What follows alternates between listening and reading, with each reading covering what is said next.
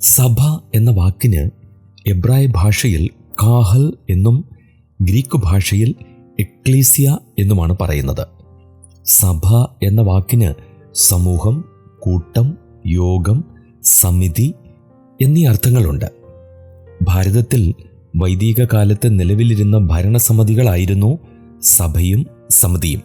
ഗ്രീക്കിലെ എക്ലീസിയയെ പോലെ സഭയും ഒരു പുതിയ പദമല്ല. വിളിച്ച് വേർതിരിക്കുക എന്നർത്ഥമുള്ള എക് കാലവോ എന്ന ധാതുവിൽ നിന്നാണ് എക്ലീസിയയുടെ നിഷ്പത്തി.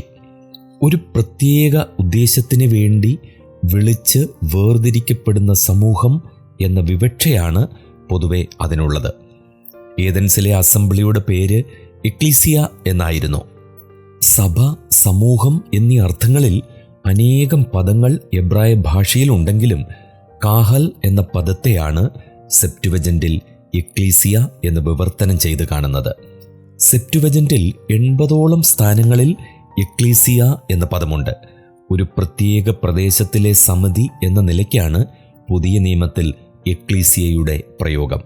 ഭൂമിശാസ്ത്രപരമായി വിഭിന്ന ദിക്കുകളിൽ ചിതറിക്കിടക്കുന്നവരും ആത്മീക ബന്ധത്തിൽ ഒന്നായി തീർന്നവരുമായ ഒരു മാർമിക ഗണം എന്ന അർത്ഥം പഴയ നിയമത്തിൽ എക്ലീസിയയ്ക്കില്ല.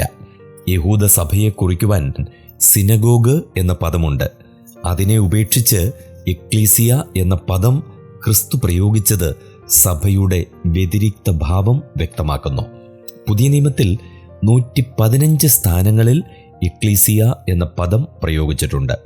അവയിൽ 110ഉം സഭയെ കുറിക്കുന്നു.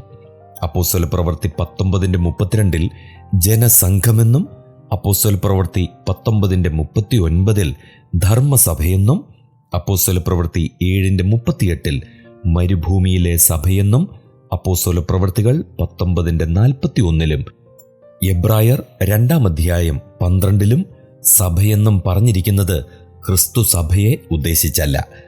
ആകെയുള്ള പ്രയോഗങ്ങളിൽ 90% അപ്പോസ്തല പ്രവൃത്തികളിലും പൗലോസിൻ്റെ ലേഖനങ്ങളിലും വെളിപ്പാട് പുസ്തകത്തിലും ആണുള്ളത്. സുവിശേഷങ്ങളിൽ സഭ എന്ന വാക്ക് മത്തായി സുവിശേഷത്തിൽ 3 പ്രാവശ്യം മാത്രമേ ഉള്ളൂ.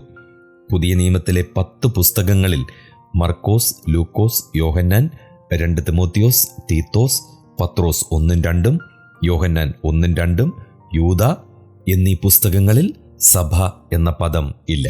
1 പത്രോസ് 5:13 മലയാളത്തിൽ സഭ എന്ന പദമുണ്ടെങ്കിലും ഗ്രീക്കിൽ ഇല്ല. ബാബിലോണിലെ സഹവൃതന്മാർ നിങ്ങൾക്ക് വന്ദനം ചൊല്ലുന്നു എന്നാണ് ഗ്രീക്കിൽ. സഭ അതിൻ്റെ പ്രയോഗവ്യാപ്തിയിൽ ഒന്ന് ചിന്തിക്കുന്നത് നല്ലതാണ്. സഭയെ വിവിധ ആശയങ്ങളിലാണ് പുതിയ നിയമത്തിൽ പ്രയോഗിച്ചിട്ടുള്ളത്. ആദ്യം ഒരു പ്രത്യേക സ്ഥലത്ത് അഥവാ പ്രാദേശിക സഭയിൽ ഉള്ള വിശ്വാസികളെയാണ് എക്ലീസിയ എന്ന പദം അധികവും സൂചിപ്പിക്കുന്നത്. അവർ ആരാധനയ്ക്ക് കൂടി വന്നുവോ എന്നത് പ്രശ്നമല്ല. എന്നാൽ ചില ഭാഗങ്ങളിൽ അവർ ആരാധനയ്ക്ക് കൂടി വന്നു എന്ന് പറയുന്നുണ്ട്.